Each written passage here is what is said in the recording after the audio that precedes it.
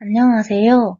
인간관계론 수업에서 인간관계 갈등과 해결에 대해 발표할 공공기반의 4조 강예은, 김아라, 박세현, 강예린, 마예림입니다. 저희는 5명의 조원들의 갈등 사례들로 PPT를 구성해 보았는데요. 그럼 발표 시작하겠습니다. 먼저 첫 번째 사례는 식사예절과 관련된 누나와 동생 사이의 갈등입니다.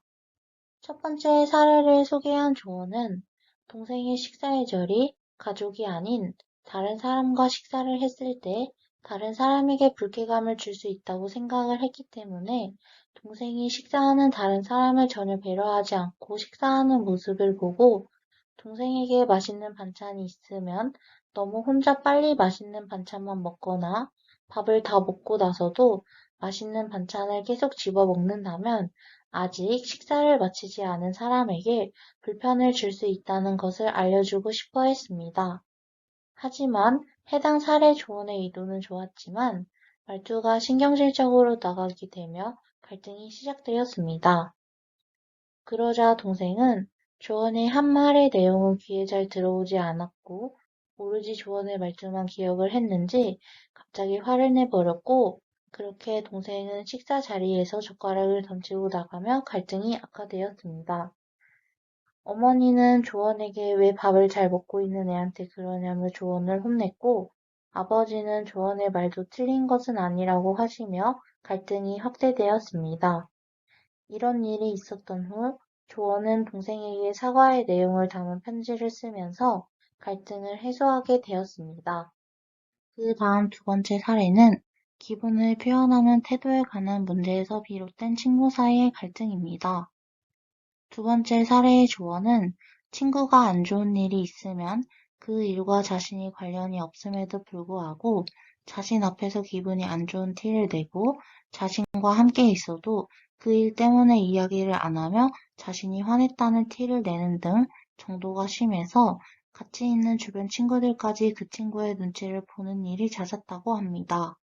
그래서 그런 냉담하고 조용한 분위기를 못 견디는 해당 사례의 조언이 나서서 분위기를 푸는 역할을 했었지만 친구의 행동이 좀처럼 안 고쳐지고 빈도가 늘어만 갔고 조언은 기분이 태도가 되는 걸 싫어하는 사람이므로 친구의 그런 행동이 점점 조언에게도 불만거리가 되며 갈등이 시작되었습니다.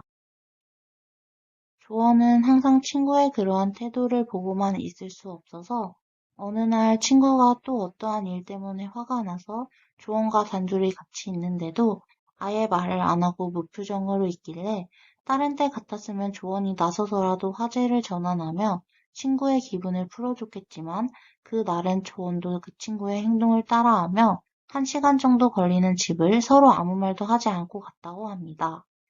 내심 조언은 자신이 말을 안 하면 여태 말을 걸어주면서 기분을 풀어줬으니 그 친구도 한 번쯤은 화가 났어도 조언에게 말을 걸 줄 알았는데 아무 말도 하지 않고 집에 오니 그 친구에게 안 좋은 감정이 생기게 되어 갈등이 심화되었다고 합니다. 조언은 얼굴을 보면 오히려 감정이 정리되지 않은 상태에서 상황이 더 악화될 수 있겠다는 생각에 톡으로 고쳐줬으면 좋겠는 부분을 최대한 기분이 나쁘지 않게끔 말했고 그 친구도 조언의 톡을 보고 사과를 했다고 하는데 그 이후부터는 행동이 고쳐진 것 같고 사이가 전보다 더 끈끈해진 느낌이 되었다고 하며 갈등이 해소되었습니다. 그 다음 세 번째 사례는 월급 지급 날짜에 관한 문제에서 비롯된 사장님과 알바 사이의 갈등입니다. PC방 아르바이트를 할 때 사장님이 매달 월급을 적으면 이틀, 많으면 일주일을 늦게 주셨고 근로계약서에 적었던 정해진 날짜에 주지 않았으며 돈을 급히 써야 될 때 연락을 해도 답장을 하지 않거나 잠만 이라는 말만 남기고 월급은 똑같이 예정일보다 늦게 주셨다고 합니다. 하루는 마음을 먹고 왜 약속된 날짜보다 맨날 늦게 주시는지 조심스럽게 물어봤더니 은행을 가지 않아서 그렇다며 아르바이트생이 재촉할 입장은 아니지 않냐는 말만 들었고 몇 달간 계속되다 보니 감정이 쌓이며 갈등이 시작되었습니다.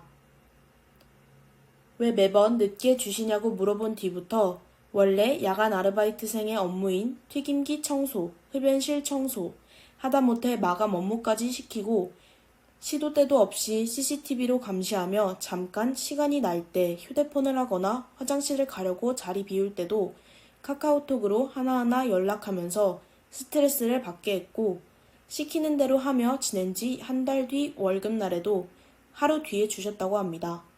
평상시보다는 빠른 날짜지만 어쨌건 약속을 어긴 것에 대한 불만이 악화되었다고 합니다.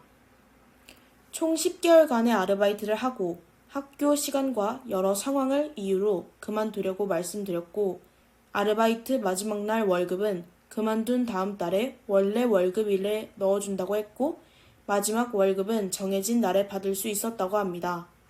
마지막 월급을 받은 날 사장님이 카카오톡으로 그동안 늦게 줘서 미안했다는 카톡 한마디가 왔었는데, 별 생각 없이 보낸 걸 수도 있지만 그 한마디에 그동안에 쌓인 감정이 조금이나마 해소되었다고 합니다. 그 다음 네 번째 사례는 약속에 관한 문제에서 비롯된 친구 사이의 갈등입니다. 집에서 혼자 시간을 보내고 있었던 중 친구가 갑작스럽게 만나자고 했고, 이 사례의 조언은 얼마 전에 봤으니 다음에 보자고 했습니다. 그랬더니 친구의 기분이 상하게 되었다고 합니다. 친구의 기분이 상했다는 걸 알아차렸지만 입장 바꿔 생각해 주지 않은 친구가 미워 보였기에 기분을 풀어주고 싶다는 생각이 들지 않아서 모른 척하며 갈등이 시작되었습니다. 이 사례의 조언은 친구와 한두 달에 한 번 정도만 봐도 서로에 대한 정을 가지고 있다면 진정한 친구라고 생각했고, 조언의 친구는 조언과 달리 시간 날 때마다 만나야 진정한 친구라고 생각한다는 것을 알고 있었지만 서로 이해하려 하지 않았습니다. 서로 아무렇지 않은 척하면서 지내고 있었지만 속에서 서로에 대한 이해되지 않은 행동들이 쌓여갔기에 아무렇지 않게 지내는 것이 어려워지며 갈등이 악화되었습니다. 하지만 오랫동안 친하게 지낸 친구였기에 서로 기분이 안 좋은 상태라는 것을 바로 알았고, 만났을 때 서로 입장 바꿔 생각하면서 그동안 느꼈던 감정들을 털어놓으면서 다음부터는 서로가 만날 준비가 되어 있을 때 만나기로 정하며 갈등이 해소되었다고 합니다. 다음으로 마지막 사례 또한 약속에 관한 문제에서 비롯된 친구 사이의 갈등입니다. 마지막 사례의 조언은 복지관에서 봉사 교육을 받고 있었고, 조언의 친구는 다른 친구와 만나고 있었습니다. 조언이 봉사를 하고 있단 걸 모르는 친구들은 갑자기 전화를 걸어 만나자고 통보했지만 교육을 한참 받고 있었던 시간에 전화가 왔었기 때문에 조언은 받지 못했다고 합니다. 조언은 봉사 끝나고 학원을 가야 했기 때문에 만날 수가 없다고 문자를 보냈지만 조언의 친구는 잠깐 만나자며 계속 얘기했습니다. 조금 기분이 안 좋아지긴 했지만 그래도 알겠다고 하고 일단 봉사 끝나고 만나자고 얘기를 했습니다. 조언이 약속 장소에 가서 먼저 기다리고 있었던 중 약속 시간이 지나도 조언의 친구가 오지 않아 다시 전화를 걸었더니 어디냐고 물어보면 옆에 있던 친구가 깔깔대며 놀리기에 시간도 없고 기분이 확 나빠져서 연락도 하지 않고 그냥 학원으로 가버리며 갈등이 시작되었습니다. 이 사례의 조언은 갑자기 만나는 약속을 그다지 선호하지 않으며 이미 일정 하나를 했기 때문에 피곤한 상태였고 학원에 가야 했기 때문에 중간에 시간이 없다는 것을 알려주었지만 계속 만나자고 졸라서 어쩔 줄을 몰랐다고 합니다.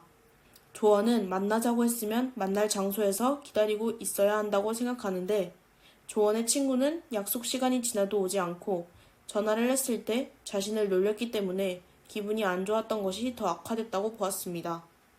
학원이 끝날 때쯤 조언의 친구에게 미안하다는 사과의 문자를 받았고 다시 깊게 생각해보니 조언도 기분 나쁘다며 연락을 하지 않고 그냥 가버린 게 미안했고 사과의 문자도 받았으니 친구와 다시 잘 지내고 싶다는 생각이 들었다고 합니다. 그래서 본인도 사과의 문자를 보냈고 갑자기 만나는 약속을 선호하지 않는다는 점과 자신이 피곤한 상태였다는 점을 이해해달라고 얘기해 주었습니다.